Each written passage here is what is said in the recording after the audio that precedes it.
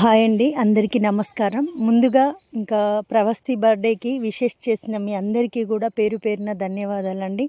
నిండు మనసుతో మీరంతా కూడా చాలా ఆశీర్వదించారు. ఆ కామెంట్స్ అవన్నీ చదువుతుంటే నాకైతే చాలా హ్యాపీగా అనిపించిందండి.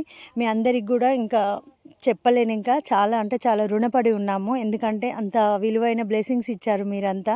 ఒక్కొక్క కామెంట్ చదువుతుంటే నాకైతే చాలా హ్యాపీగా అనిపించింది. మీ విలువైన టైంని మాకు కేటాయించినందుకు మీ అందరికీ ధన్యవాదాలండి. అండ్ నేనైతే ఇప్పుడు ప్రజెంట్ అమ్మ వాళ్ళ ఇంటి దగ్గర ఉన్నానండి. చాలామంది నన్ను అడుగుతున్నారు, అక్క మీరు కొన్ని డౌట్స్ క్లియర్ చేయండి, మీరు ముందుకు రండి అని. మీకోసమేనండి నేను ముందుకు రావడానికి సిద్ధపడుతున్నాను. నిజానికి నాకు వాయిస్ ఇవ్వడానికైనా ముందుకు రావడానికైనా చాలా ఇబ్బందిగా ఉంది. నేను మర్చిపోలేని సంఘటనలు జరిగాయి కాబట్టి అంత ఈజీగా నేను కోలుకోలేకపోతున్నాను. మీరు అర్థం చేసుకుంటారని ఆశిస్తున్నాను. కాకపోతే అదే బాధలో ఉంటే పిల్లల భవిష్యత్తుకు అడ్డు అని ఆలోచించుకొని మళ్ళీ నన్ను నేను ఇంకా ముందుకు తీసుకొచ్చుకోవాలి అని నిర్ణయం తీసుకున్నానండి. ఎందుకంటే అలా అయితేనే మనం సర్వైవ్ అవ్వగలుగుతాము. లేదంటే పిల్లల భవిష్యత్తుకి ఇదంతా కూడా అడ్డు అని నేను అనుకుంటున్నాను.